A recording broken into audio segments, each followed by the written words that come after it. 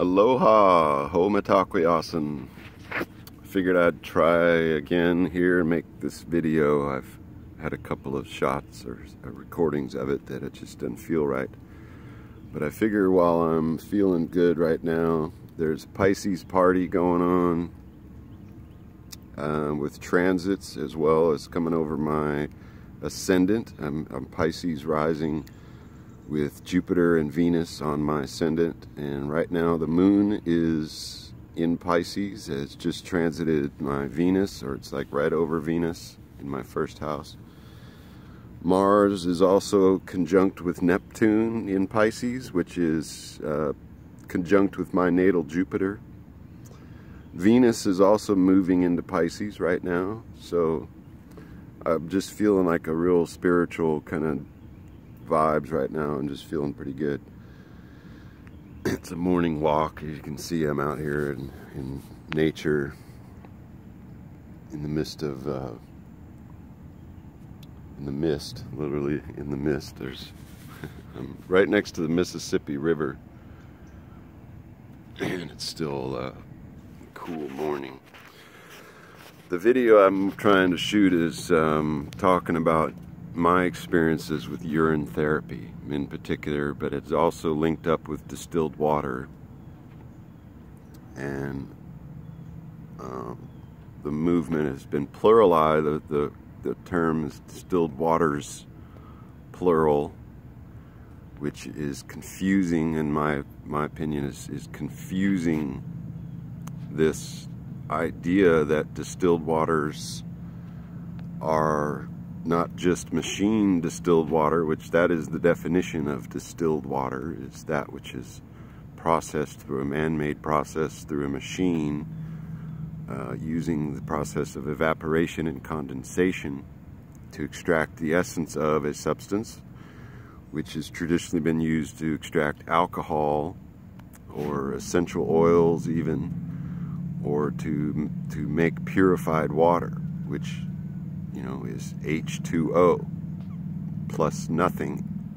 So this is the definition of distilled water. And the confusion has been brought on by lumping in precipitation from nature, which does use the process of evaporation and condensation, but once it's condensed, it is no longer distilled water. It is no longer pure H2O. You know, it can be in the case of dew water, but once it touches some surface, or, you know, really, in order to even condense a droplet of water, it must be condensed around some particle, dust or pollution in the air, or, you know, it's particle nucleation, if you want to look that up. So nature evaporates water, and, you know, purifies it and condenses it around some particle, and of course, you know, rain falls through the air, it picks up carbon from the air. That's probably your best source of water after the air has been cleaned from pollution. Hopefully, if you don't live in a city or such, there's a bunch of variables that can contaminate that water, but ideally a pure water from, say, in the rainforest or something where it rains a lot and purifies the air, that's probably one of the best pure sources of water. But there's a big thing that's left out of, you know, that the discussion, or discouraged from discussing, because they're earth minerals. Our bodies have been dealing with these earth minerals and salts. You know, it's one of the functions of a kidney is to deal with salt. Well, there's salt, and then there's salts. This is a whole nother confusing topic of minerals and how they are given to our bodies. Mineral salts. That is a whole topic in itself. Okay, so on with distilled waters. Other than that, there's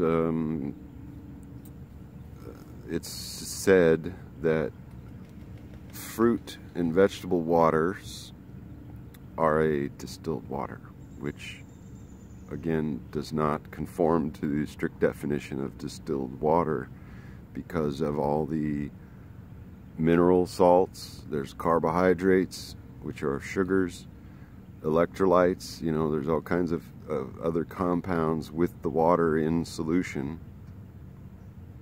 that removes it from the strict definition of distilled water.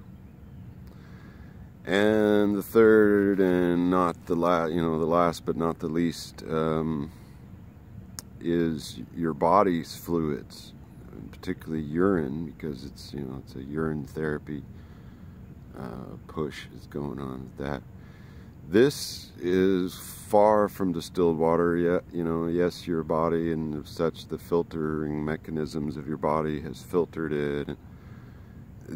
That is very stretching the definition of distilled, because again, there's all sorts of compounds in the urine from the blood plasma. There's hormones and proteins,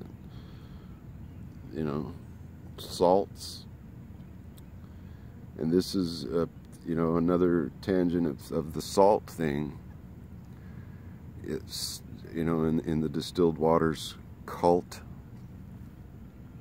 and it has all the red flags of not all, but it's pretty much can be said to be a cult following in a lot of ways. So, but the salts, in the group is, or the movement is, salt is demonized, which doesn't make any sense, because after the 95 or greater percentage of water in the urine and the tiny, I'm not sure the percentage, there's 2 to 5% of other compounds in the urine besides the water. Most of that is made up of urea, and the next two compounds or elements in the urine is chloride and sodium, which we call salt, sodium chloride, NaCl. So to demonize salt but then tell people to drink their urine is a complete contradiction. And to demonize salt is not consistent with nature at all, because salt, or sodium chloride, is the most stable compound on this earth. It literally makes up the structure of every living organism. It's what makes the solidity of cell walls and tissue, of cell walls, and of course, earth minerals. All these minerals have a crystalline form of what we call salts, plural. Big distinction there between salt, what we call salt, which is sodium chloride, and then mineral salts, which are many, and virtually every mineral has its corresponding salt or salts, which is the way it's transported and made us in solution with the water. So anyway, I'm just kind of going through these basics. My own personal experience with distilled waters and urine therapy in particular is gone on about 3.5 years.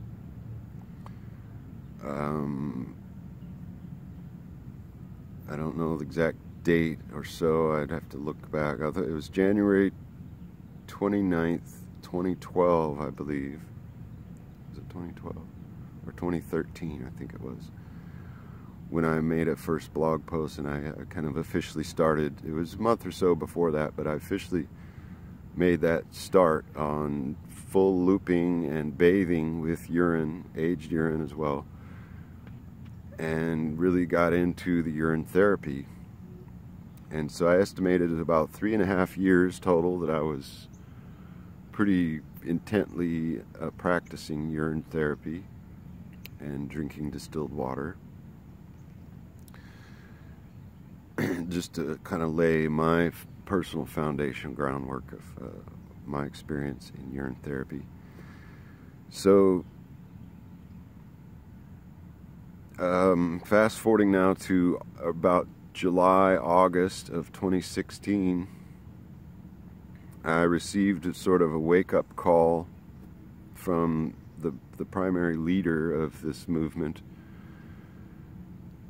in which he sought to manipulate my expression of and thoughts about a particular topic. And the topic doesn't matter as much as his mannerisms and his ways of manipulating my ego, stroke my ego and then tear it down, build up some straw man arguments and tear them down. This is typical tactics to be expected of programs being, you know, challenged, and the revolting response of the program protecting itself. So this manipulation tactic, it really just kind of woke me. It kind of like, whoa, snapped me out of like, what the, you know, what, you know. And it just, I went through this whole process with a friend on the phone, and many hours of conversation and exploration of definition and words and motives, and just questioning, you know, like I said, just many hours. I mean, a common session of conversation on the phone was 3 hours or more. This was like, you know, barely just, this was like every day for a good month, it seemed. And still, even our you know, we talk quite often. A conversation, this 3-hour conversation, is not uncommon. So the point is that we, you know, we worked through this this topic and this idea and this, you know, this whole, my whole coming out and away from my practice of urine therapy and even distilled water, and just questioning the whole thing. It was a process. It, you know, it's not just some all of a sudden turn around and, you know, turn against the people I've loved and trusted, and you know, it's not a flip-flop session that I'm having here. This was a quite a process. And I just want to emphasize that, because you know, there's been this accusation that whatever, you know, I largely ignore these false accusations, because I know in my heart that and I'm not saying that I have it all figured out. Far from it. You know, I'm still working through it and you know, dealing with this. But so, in this process, it was realized that many things were realized, but urine therapy is not the magic pill that we all would really like it to be, and that it was deified to be the cure-all remedy, universal remedy that, you know. And not to say that it hasn't had its benefits and results, and you know, like we draw on the experience or testimonials of others, which, you know, you have to really just look at the whole picture of things and not just polarize one side. And this is one thing that was in the cult, in the group, was this polarization and selective thinking and confirmation bias of, you know, only, and not allowing debate and you know, question about it, because it was perceived that, you know, detrimental to the faith type thoughts. It felt like I was an admin. Okay, this is another point of foundation. I was an admin on the group for a good, you know, 2.5, 3 years, whatever it was. Active. I had several videos up. I had deleted now. I just didn't want to, you know, this was part of the process. In July, August, I deleted my videos got booted from the group. I posted the audio actually of the phone call that I received, which I posted like 2 or 3 times and deleted it. It's currently deleted. I don't want it, whatever. It's like, I don't need to be right. I don't need to have my ego stroked about, oh, you're, so wonderful, Cole. Well, I'm a man here just figuring it out and exploring my environment. I do wish to be, on the right path. I want to, for my own sake and sanity of being, a man of integrity, a man of my word. I want to, I want to say the right thing and, very well be right, but I want truth above all rather than being right, because when you're right, there's always the left to oppose you. So I much prefer to remain on the level, and that phrase means, true and honest to oneself and to others. On the level. How ironic, or how fitting. Level, is a mirror. That word, it's spelled the same both ways. It's a mirror image of itself. It's balanced and level, much like the horizontal plane that we inhabit. So my reasons for quitting urine therapy is not just one reason or a few. I can, I've wanted to write a list down of all the various reasons, but then that kind of, gives people points of argument against it. Well, you said this one thing, and well, that's, there's this that says opposite. Yes, there is. It takes many, many countless hours and gallons of liquid that you must experience and process through in order to assemble the pieces to this vast puzzle of life in general and in any topic in particular. And this is one topic I feel I have some, a good amount of experience on to be able to speak this now. So, but to bring up a few points, I guess, it is appropriate to pinpoint on a few top points of the reasons why I quit urine therapy. One of which is, that I plateaued. I wasn't experiencing the healing benefits or healing results, and even some things degraded and got worse for me. I've been pretty healthy overall anyway, so I didn't have a major, disease that was healed, or things that I had some skin problems and foot fungus, which is one of the things that got worse. And you'd think just the opposite, because I was a heavy bather. I'd still use my dishpan, but although now I use about a tablespoon of salt, which absolutely amazing. I feel just amazing cleansing from just the salt, and about a liter of water, using a wash rag to apply it over my skin, and letting it not towel drying, but letting it air dry is ideal. But so I would use my dishpan and bathe in aged urine, sometimes a mixture of fresh, sometimes only fresh, depending, the situation. I even experimented for a while with boiling the urine down, as the Shivambukalpa mentions, and this is another point adding to the puzzle, is the Shivambukalpa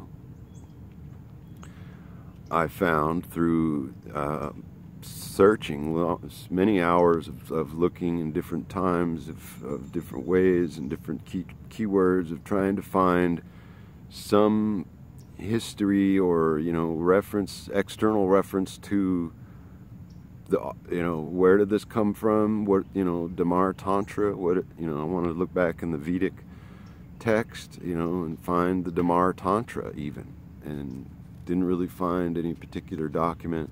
Of course, the Vedic is, the Vedic text is vast and complex, and it's in a foreign language, so there's that limitation. But what I found was that it was really started by a modern author back in the 70s or before, so somewhere around the 60s or 70s, that this guy wrote this book, Shivambukalpa Vidhi, and claimed that that they found these ancient documents that were supposedly 5,000 years old. And that's the big claim and of credibility, though, that there are these ancient documents from the Vedic text that, say we should drink our urine. Well, it doesn't exactly say that. And if you read the text itself, it is worded in a modern style, and there's this evidence that it was written by a modern author. So this casts a big doubt on that particular thing, and the fact that this document is used as a kind of a foundation, or at least, whether or not you believe it, in the text itself, it's used by the presenters of this topic as, to add credibility to the practice.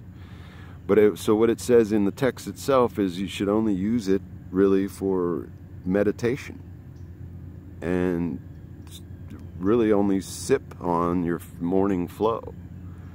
So the practice of looping 100% is really, it's detrimental in a lot of ways. Drinking a gallon a day or more of external water that's unstructured and unnaturally purified is counterproductive to this physical body. At least mine. And in general, really, human physiology, we need various elements, which we call minerals, but, again, this is another confused topic. But ideally, we are fruit eaters. We have these rounded fingers and teeth, and, I have some problems with my teeth, and this was another point, is the fact that my teeth got worse. I had these cavities. Even before distilled water, I did, I think it was this tooth that fell out. The root is still in there. But with the therapy, it's claimed that you can regrow teeth, or, it supposedly helps your teeth. I have a hole right here. This tooth is maybe gonna fall out soon. It's been hurting me the last few days. That tooth is falling out, and I have a crown on that back tooth, which is rotten out, and there's a couple of cavities here. I desperately need some help on dental situation, but my teeth didn't get better, and in fact got a little worse, along with the foot fungus, or toenail rot, fungus, decay, whatever you want to call it, that I was having. And after I stopped urine therapy, my toenail fungus started getting better as I was bathing in salt. And I was also, for a while, though lately I haven't been putting thyme oil on my toenail, which seemed to help. I should keep putting that on it. I like the smell of that. Thyme oil. Thyme is an herb that we should use along with frankincense and myrrh. I'm wanting to make a tooth powder out of myrrh, gum powder, and activated charcoal. Clove powder is another good one. You can read the ingredients on these tooth powders that they have out there, and make. I'm going to make my own. Activated charcoal has been long used to absorb toxins and whiten your teeth, and although, of course, while you're brushing, it's all black and stuff. So anyway,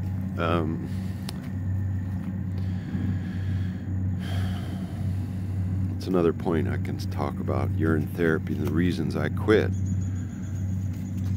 Is, you know, the large of it is too is just the realization that I've been in a cult. I mean, this whole following and belief system that urine therapy is the, you know, there's these various terms of endearment that we use, philosopher's stone, which is quite a stretch. And, you know, the elixir of life, or in the book John W. Armstrong, you know, in essence, wrote, he called it the water of life. And that's another author, that's a modern author, and that I think is a pseudonym. John Armstrong, I think, is a pseudonym, because I did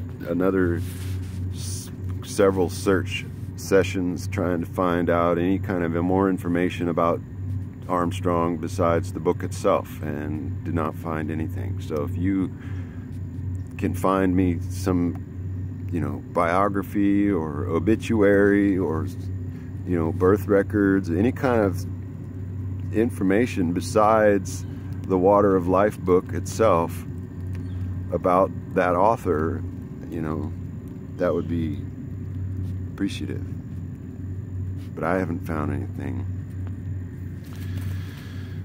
So that's another little piece to this puzzle. A couple of pieces there. It's like just the realization, just the way that I was treated. I mean, at first, while I was making videos,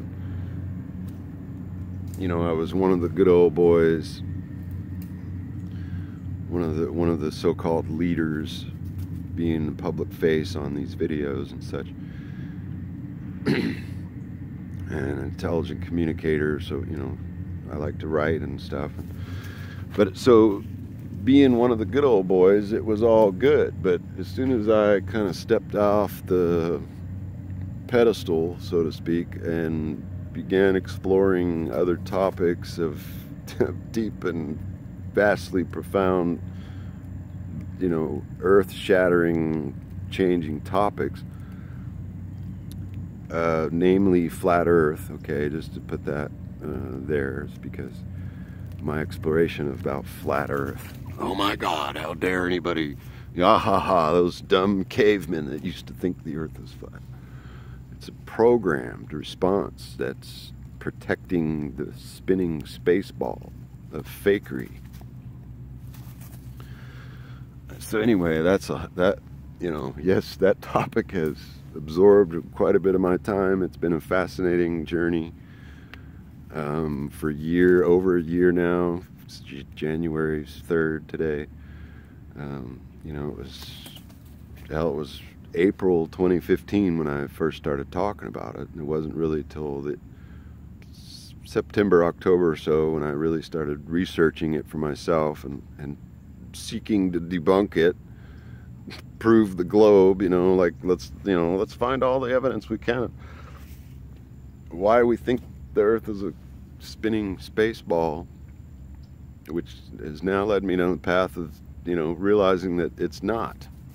We live on a flat terrestrial plane. It's not, you know, it's not completely flat. No, it's trees and mountains and elevation and such. It's built on top of it. But the basic foundation is a horizontal plane.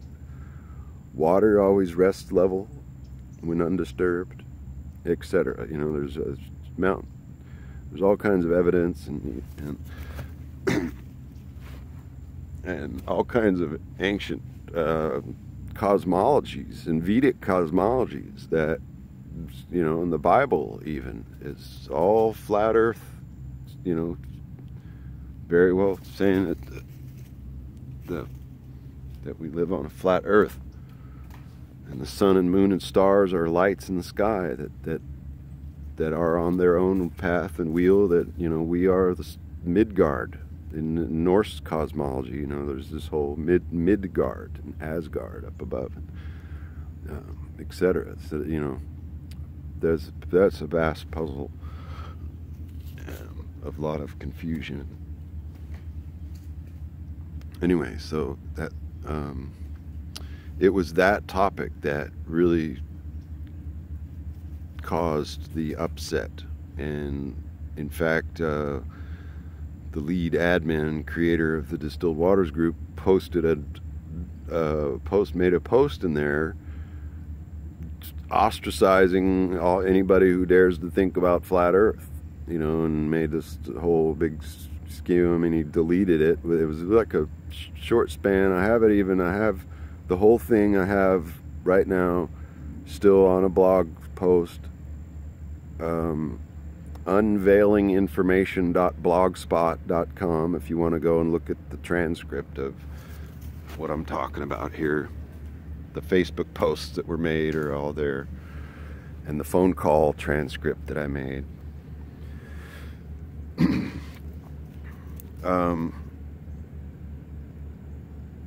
So it was this heavy-handed tactic of seeking to manipulate free expression of thought, even if it's wrong.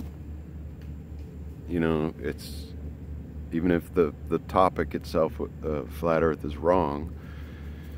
The manners of seeking to manipulate and control this free expression is what I had the most problem with. And I'm not I mean, it's been accused of, you know, me being revengeful or trying to get back at.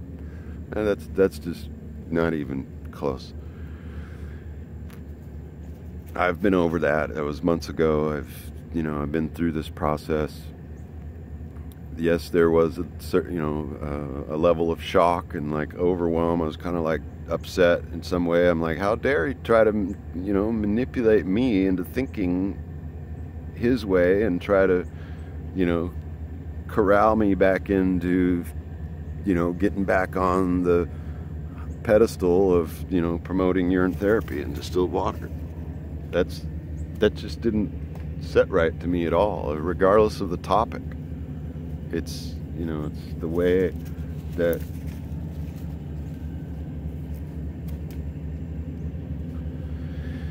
and the other parts, he hides in the shadows. He hasn't made a public post or video or anything. I mean, there's been many questions of where's he at? He hasn't made. He hides in the shadows behind his partner or his best friend. So these things are just suspect to me. What, if I don't know. I go off on that tangent, but it's truth will stand on its own, regardless of what any of us think or try to say against it, or do. It's like truth is truth, no matter what anybody says or thinks or does. So, I only want truth.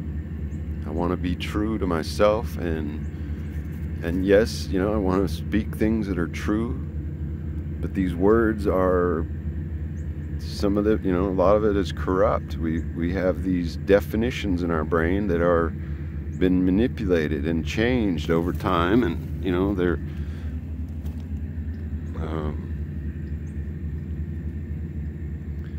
so there is limitation with the language and expressing things and such, but ultimately I want what is true and real, like things that you can touch and feel,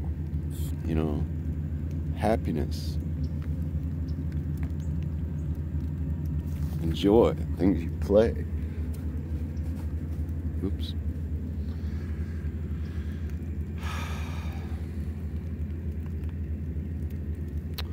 So at any rate, there's a few words. I feel pretty good right now, and this might be the one I get to upload. I've made a few others, and I just don't feel right about it. I'm kind of like, the energy has to be right. I don't like editing. I just want to make a raw video and just upload it. Titling these things sometimes is the challenge as well. But anyway, so keep searching, keep asking questions. I mean, sometimes it's upsetting, like a couple people are, you know, they keep prodding and they don't want to hear about that and whatever, and it's kind of revolting, you know, against the programming and like, you know.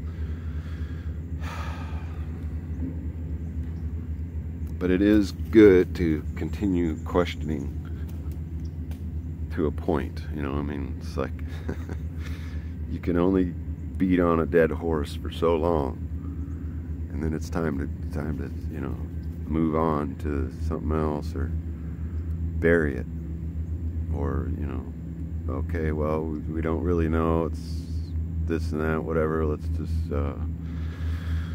take our next breath, so to speak, you know. So keep on breathing, loving yourself and loving,